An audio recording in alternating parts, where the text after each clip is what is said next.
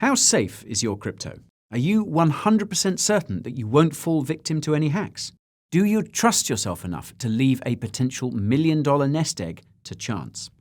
That's the question many crypto investors are asking, and it's what I'll be covering today. In this video, I'll be telling you the safest way to store your crypto, a potentially foolproof way to avoid painful losses. So if you want to secure that crypto, this vid cannot be missed.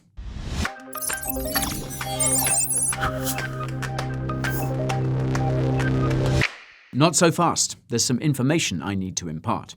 So you and I need a bit of a heart-to-heart. Although I may make you smart, there is something I am not, and that is a financial advisor. Everything in this video is purely for educational and informational purposes only. With that out of the way, I'd like to say, hey, my name's Guy, and I think I'm pretty fly for a crypto guy. Well, not really, but it rhymes. The Coin Bureau is your home for the highest quality crypto content. News, reviews, overviews, market moves every day, always on cue. So if that sounds like your cup of tea, please appease me and see your way to that subscribe button. It would be swell if you ping that bell as well so you can tell when a new video hits the tube. Okay, enough beating around the blockchain, as all these word games are driving me insane. Let's dive into some crypto security. You cannot really appreciate crypto security until you fully understand the concept of private keys and custody. Now, if this is something that you know all too well, then feel free to skip ahead using these handy timestamps I've placed in the timeline below. Pretty simply, the private keys are a piece of cryptographic data that allows you to sign transactions from a cryptocurrency wallet. Essentially, they're what is required if you want to send cryptocurrency. Now, without these private keys, it cannot be done. Custody is the concept of who controls these private keys for you. When you use an exchange like Coinbase, etc., you're entrusting the exchange with the private keys. When you want to send a transaction, you are asking the exchange to send that crypto on your behalf. However, because they are in control of those keys, their permission is required to send it. Your right to ownership is nothing more than a number in a database, much the same way that you have with a traditional bank account. Of course, the concept of custody in crypto is quite involved, and there's an entire industry that has developed around it. I encourage you to watch my most recent video on it if you want the TLDR. That's linked to in the description. The point of the matter is that when you outsource that custody to someone else, you have to be 100% certain that they will hold it securely. You must also trust that they will always honor withdrawal requests. And while most exchanges have top-tier security and business practices, you still cannot be 100% sure. So this is the reason why so many crypto users harp on about the need to hold your own keys. And this is what is meant by the term self-custody. It's when you have taken full control of those private keys. It's akin to you holding all the cash that you've withdrawn from a bank account. Of course, as with the example of the cash, when you do this, you take full responsibility for your funds. If you lose access to those private keys and you're unable to recover it, it's your loss. If someone steals those private keys and runs away with your crypto, it's your loss. This is why people have to make sure that they are storing those private keys securely. And that brings me on to cryptocurrency wallets. There are numerous software wallets that you can now download for free. Wallets that allow you to store your private keys on your PC and control your cryptocurrency. I've actually covered them in a separate video, which I'll leave a link for in the description. Now, the only problem with most of these options is the fact that your private keys are stored on your PC. What this means is that they are only as secure as your PC is. If someone is able to hack it or install malware, it can easily exfiltrate those private keys. You also run the risk that you install a fake software wallet that was rigged from the get-go to steal those private keys. I recall a disastrous story from last year when someone had 1,400 Bitcoin stolen when he downloaded a fake update to the Electrum wallet. Then, of course, you run the risk of keylogging software that can also track your passwords used for your wallets. Or what about clipboard hijacking, when the hacker will swap out your address for their own when you try to send funds? So software wallets are not without risk. be they wallets that are installed on your PC, phone, or even browser extension. Now, most of this comes down to the fact that these wallets are hot, which means they are connected to the internet. This is why the ultimate when it comes to coin security is cold storage. And this is where the private keys are kept in an offline environment and are never exposed to the internet. There are several ways in which you can store your keys in a cold environment. You could store them on a USB stick. You could also create a paper wallet and store it somewhere safe. Now, there are risks here, of course. A USB stick will still need to be inserted into a PC that runs the risk of the keys being exfiltrated from a compromised device. A piece of paper is, well, a piece of paper. Not exactly 100% secure, especially if someone else happens to come across that piece of paper. So, what other options are there? Well, one of the most well-known and user-friendly options out there is a hardware device. So, what is this? Well, it's a physical device that holds all your private keys. These are always kept offline, which therefore means that they are cold stored. However, when you want to send your crypto, you can connect the device to your PC with a USB cable. Some do have Bluetooth these days. Once connected, you'll sign the transaction and export the private keys in a secure manner. It's done in such a way that those keys never have to touch potentially vulnerable software. These hardware devices are also secured by a PIN and password. That means that even if someone was able to get hold of that hardware wallet, they could not access those private keys. Now, there are many hardware devices on the market. They have different features and functionality. And if you want a bit more of an overview of them, I've linked to my video on the top hardware wallets in the top right. But they all perform the same core function. They allow you to hodl your coins in confidence. Also, depending on the type of device that you get, they can be incredibly user-friendly. In fact, I would even counter that they are more user-friendly than some of the software wallets that are out there. How user-friendly? Well, that's exactly what I'm going to show you right now, a step-by-step guide to securing your crypto. Let's start with the device itself. Now, as I mentioned, there are a number of hardware wallets out there, and I've used most of them. However, the one that I find the most user-friendly and secure is the Trezor device. This is a hardware wallet that's built by a company out of the Czech Republic called Satoshi Labs. It's been in operation since 2013, which is a healthy run in the crypto space. And the Trezor track record is stellar. To this day, there have been no known hacks that have resulted in user funds lost. The only thing that I'm aware of is a complicated white hat attack Kraken Security Labs carried out. It required specialized hardware, knowledge, and physical access to the device. There is a simple way to secure the device from these unlikely risks as well, something that I'll touch on in a bit. Now, when it comes to the devices you have to work with, Trezor has two of them. These are the slightly cheaper Trezor Model 1 and the more expensive Model T. I have both types, but I prefer to keep the bulk of my funds on the Model T. That's because on top of the additional coin support it has, you have a color screen and something called a Shamir secret sharing scheme. We'll get to that. Of course, some people can't justify shelling out the €189 for the Trezor T, and that is totally fine. The Trezor 1 still does the trick, and the hardware itself is just as secure. You're also pretty much covered when it comes to crypto coin support. However, I will continue this tutorial as if you have a Trezor T device, although the steps for the Trezor 1 are not really that much different. So if you are getting a Trezor 1, then this tutorial is still a must-watch. Okay, so the first and most important thing that you need to know about buying a hardware wallet is that you buy it from the official seller itself. In this case, that's Trezor. That's because if you buy it from any other third party other than the manufacturer, you run the risk that the device they send you could have been compromised. This has happened a few times before to unsuspecting buyers. Therefore, if you want to buy a Trezor 1 or Model T, then be sure to buy off the official website, link below.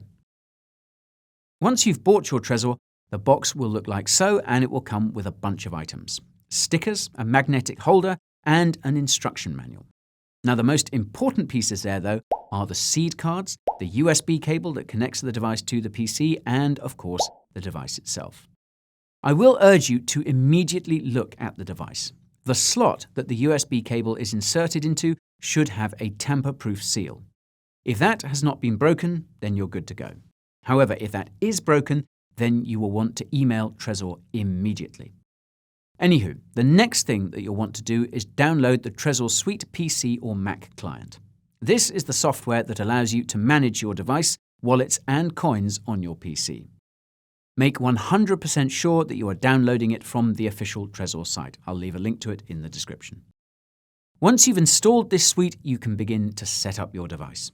Open the Trezor Suite and plug your device into the cable with the USB connected to your PC. You'll be asked to conduct a security check on the device. These are the same things that I mentioned earlier, so assuming that you've followed all of the steps correctly, you should be good. Next, you may need to update the firmware on the device.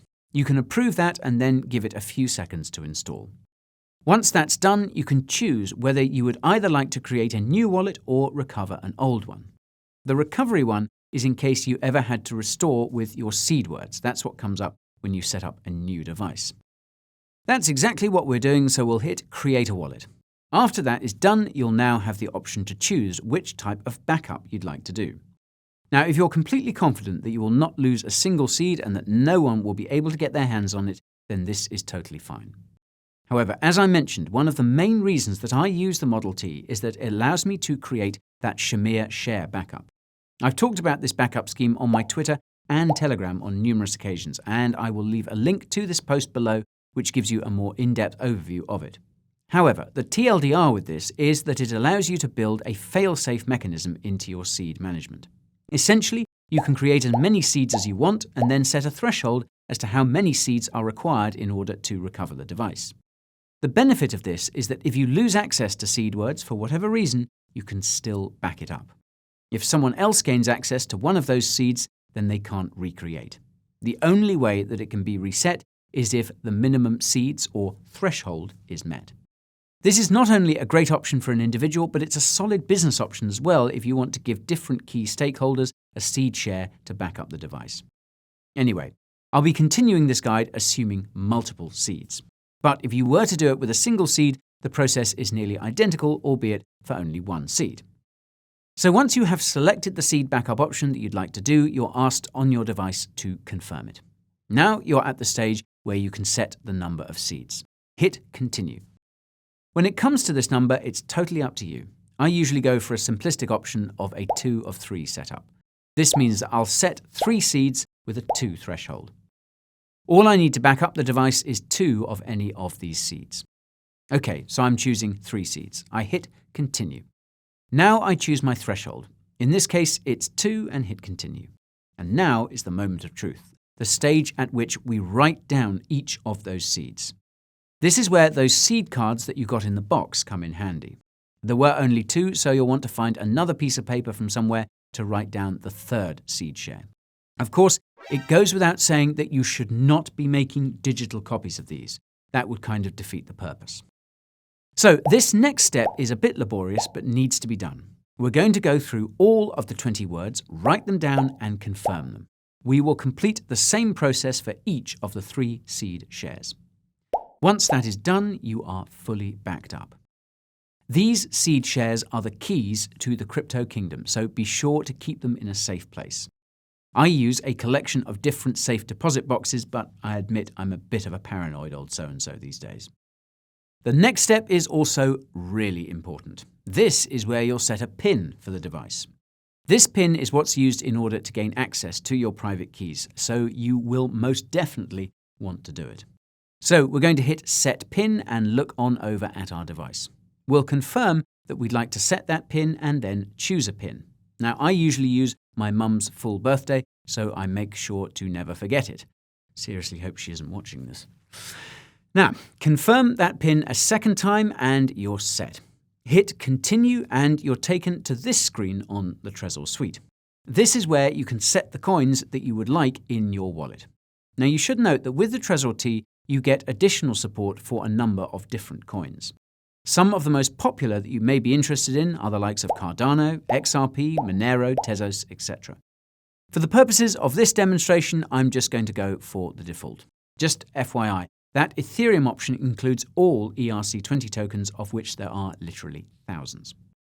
These other options here are for more advanced use cases, and I don't think they're needed for this tutorial. Once you've done that, you have completed your setup.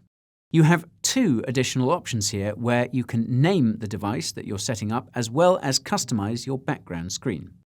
Let me quickly change the name of my device.